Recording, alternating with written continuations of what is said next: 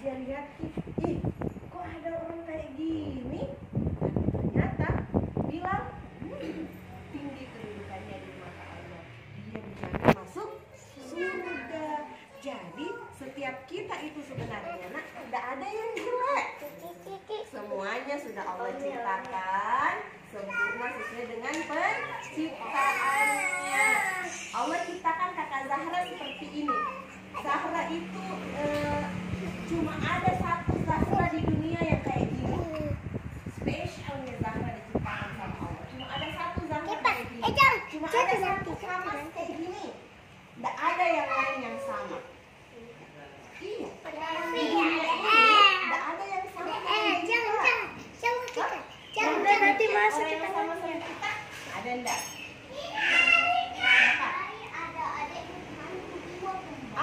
Dia kembar, tapi pasti ada bedanya. Apa gunanya cacing?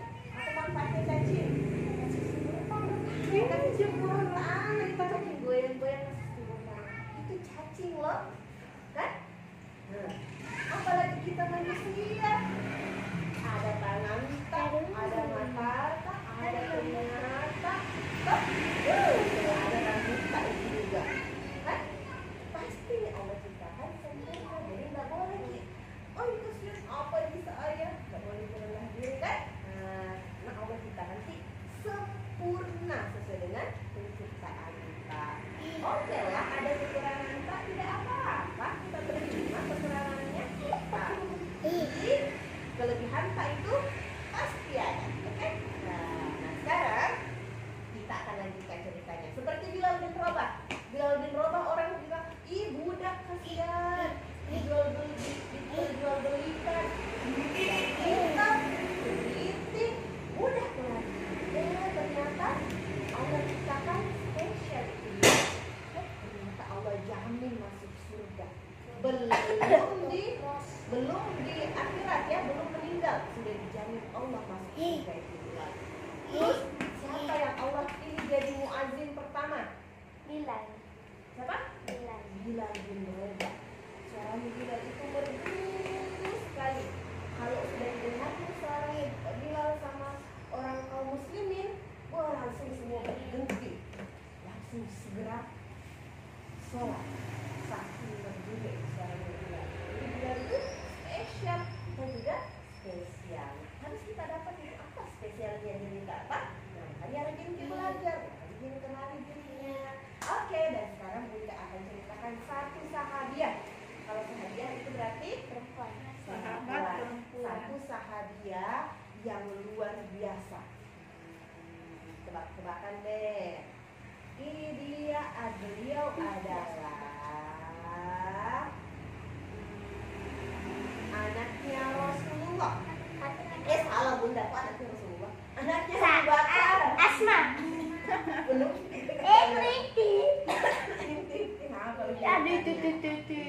Beliau adalah Asma binti Abu Bakar. Asma binti Abu Bakar ini putrinya Abu Bakar yang dia punya kelebihan yang luar biasa.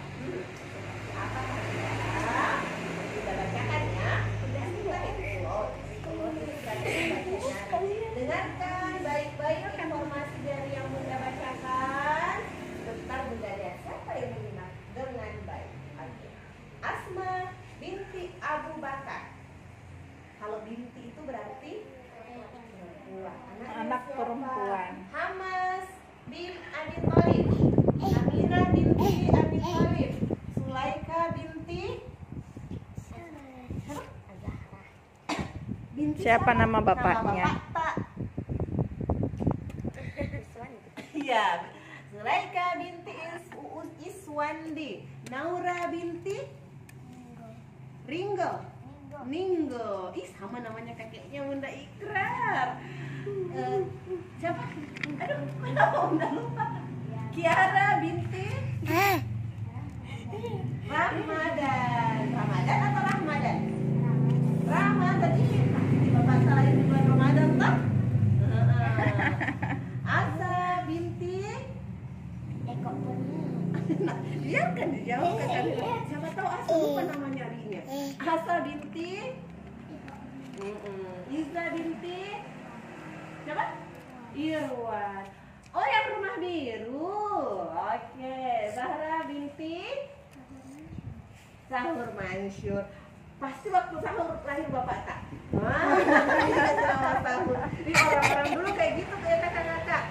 Bunda punya nenek namanya Kamis karena lahir di hari Kamis. Terus ada juga namanya Seneng karena lahir di hari Senin. Iya, orang-orang dulu kayak gitu. Oke.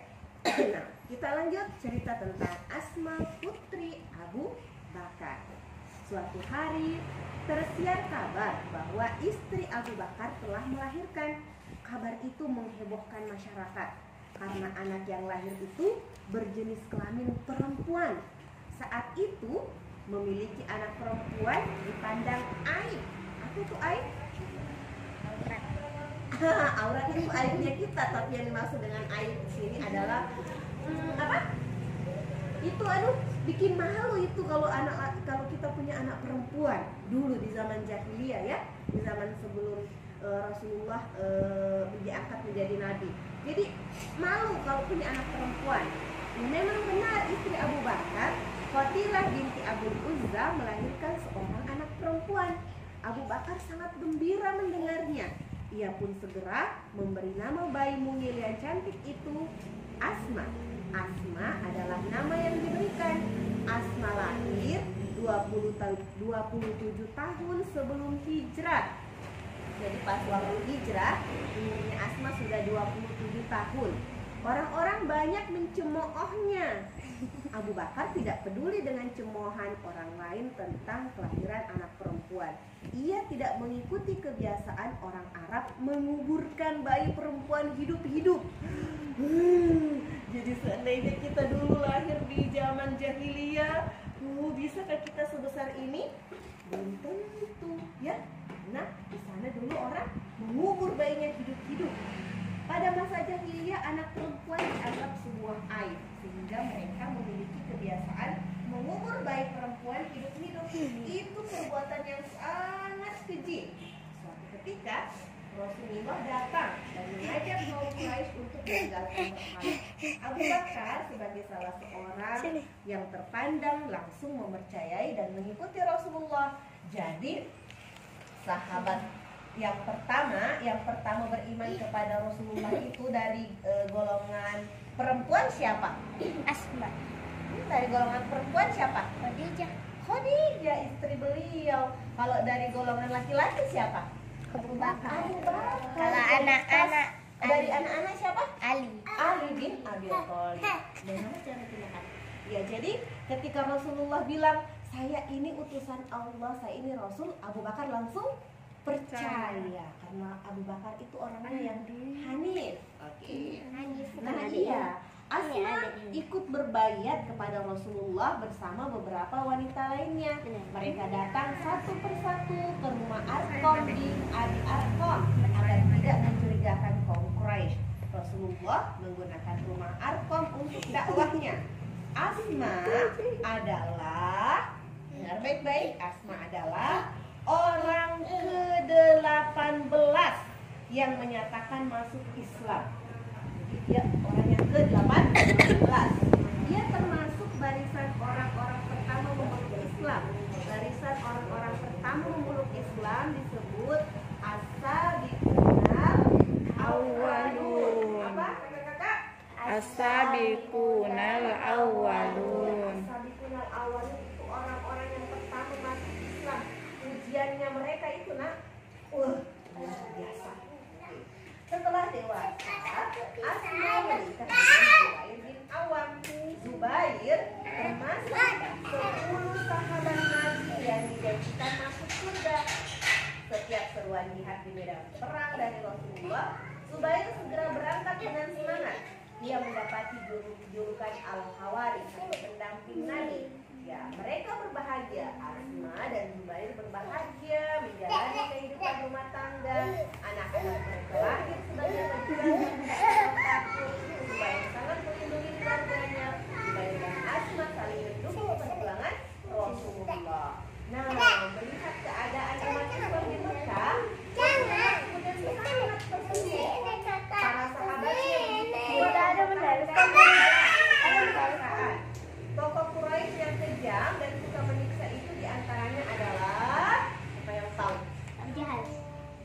Jahal, Abu Lahab. Abu Lahab. Iya, Abu Sufyan juga. Dan Umayyah bin tapi Khalaf. masuk Islam. Tapi, iya nanti masuk Islam. Tapi yang paling kejam itu 3 ini. Abu Lahab, Abu Jahal, sama Umayyah bin Khalaf. Ya. Berbeda dengan ketiganya, Umar bin Khattab telah masuk Islam. Dia adalah orang Quraisy yang sangat ditakuti. Nah, suatu hari ini kita cerita tentang keberaniannya Asma binti Abu Bakar. Asma itu dia salah satu sahabiah yang terkenal dengan keberaniannya. Berani sekali walaupun dia perempuan. Suatu hari Abu Jahal, seorang yang memusuhi Islam, datang ke rumah Abu Bakar. Dia mencari tahu keberadaan Abu Bakar dan Rasulullah. Asma membukakan pintu rumahnya. Abu Jahal bertanya tentang keberadaan Abu Bakar. Tetapi dengan berani Asma menjawab bahwa ia tidak tahu. Nah, tidak boleh Ada sampai. Rasulullah dengan ayahnya. Ya, tidak ayal Asma membuat Abu Jahal naik pitam. Boleh sama apa? Apa itu? Naik pitam itu emosi, marah besar. Wajahnya memerah karena marah. Kalau Asa matanya merah karena fokus mata, wajahnya Abu Jahal merah karena marah. Saking marahnya ya. Tiba-tiba Begini. lagi kayak gitu ya. Marah sekali Abu Jahal. Saking marahnya merah mukanya. Terus tiba-tiba Asma merasakan pipinya panas. Ternyata dia ditampar oleh Abu Jahal sampai dia jatuh. Kalau ada orang di belakang terjatuh, wah, itu kan sudah sakit toh. Ini ditampar sampai jatuh. Wah, saking sakitnya. Ini Umi. Pang. Ada saja mas. Wah, sampai jatuh. Nah, saking kerasnya itu pukulannya Abu Jahal sampai anting telinganya Asma itu jatuh. Sudahlah dia jatuh, pipinya panas, antingnya juga Kucing. saking Ada. pukulannya. Nah, apa akibatnya? Darah membasahi himar yang menutup kepalanya. Himar itu jilbab. Asma segera mengambil kain dan air untuk membersihkan darah di telinga itu. Jadi keluar telinga dari darahnya. Saking kencangnya pukulannya. Terbalik deh, keluar darah dari telinganya. Maafkan bunda yang dispepsia ini. Jadi keluar darah dari telinganya. Saking kencangnya itu. Luar biasanya ya. Terus Asma nangis enggak? Tidak. Asma menyerah. Terus kasih tahu di mana keberadaan Rasulullah dan Abu Bakar. Kemudian membersihkan telinganya. Pada saat itu Abu Bakar berkaya bersama Rasulullah tengah dalam perjalanan menuju Madinah. Ya, mereka berangkat dari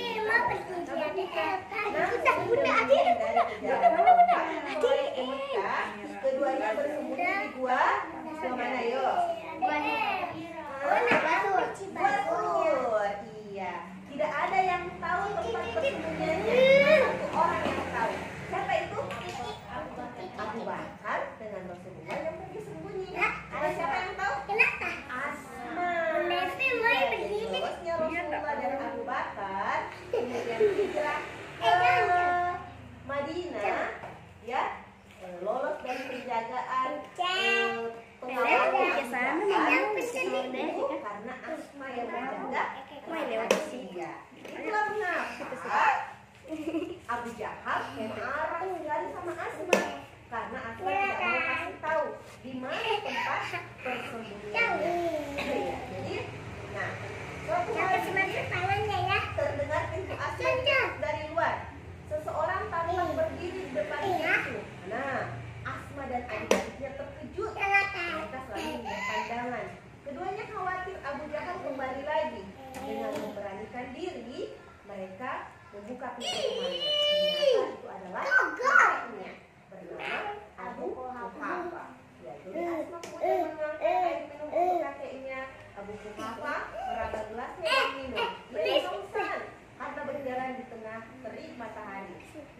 dikarenakan kakinya terseret batu meski dibantu tongkatnya. Abu Quhafa seperti Asma belum memeluk Islam. Ia masih memegang teguh tradisi nenek moyangnya. Dia selalu menolak ajakan Abu Bakar untuk memeluk Islam. Kedatangan Abu Quhafa hanya bertanya tentang bekal yang ditinggalkan Abu Bakar untuk keluarganya. Sang kakek menyayangi cucu-cucunya dan takut jika mereka kelaparan. Asma teringat ayahnya. Asma justru mengkhawatirkan ayahnya dan Rasulullah. Bukankah perjalanan dari Mekah ke Madinah cukup panjang? Mereka akan lapar dan haus. Malam telah larut. Sosok bayangan hitam nampak berjalan di Jabal Sur. Di Bukit Sur ya. Menyusuri tanah dan bebatuan. Ternyata siapa itu? Asma. Betul. Asma binti Abu Bakar pergi ke Gua Sur pada malam hari sambil memegangi perutnya yang besar. Asma melindungi bingkisan makanan. Ya, jadi dia tahu perjalanannya bapaknya sama Rasulullah ke Madinah itu jauh sekali. Ya, terus tidak ada perbekalan kasihan.